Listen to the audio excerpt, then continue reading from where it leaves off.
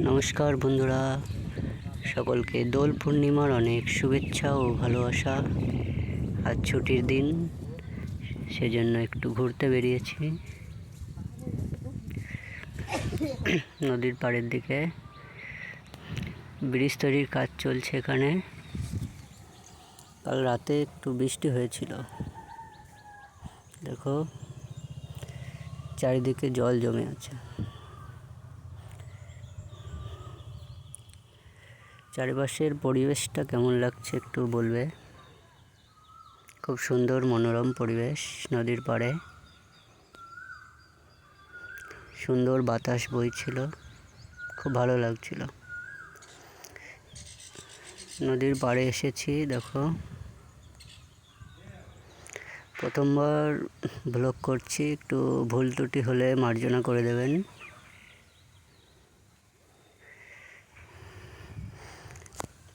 আজকে কাজ বন্ধ আছে,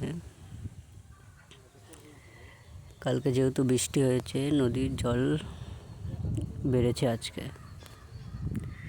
ভালোই স্রোত আছে। এই নদীর ওপারেও বাড়িঘর আছে। নদীর উপর দিয়ে ব্রিজ হলে মানুষের অনেক সুবিধা হবে। সকালবেলার মুহূর্ত কেমন লাগছে বলবেন।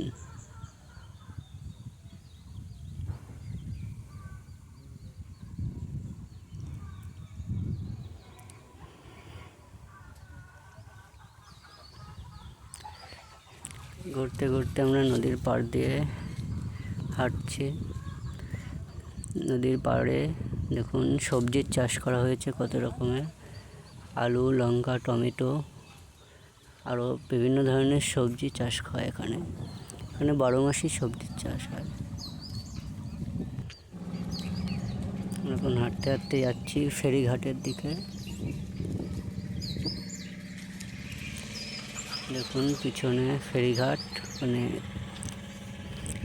নৌকা লঞ্চে করে পারাপার করা হয়।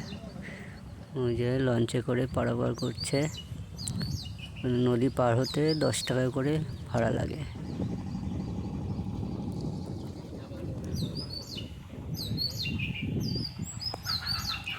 ভিডিওটা ভালো লাগলে কমেন্ট করে জানাবেন।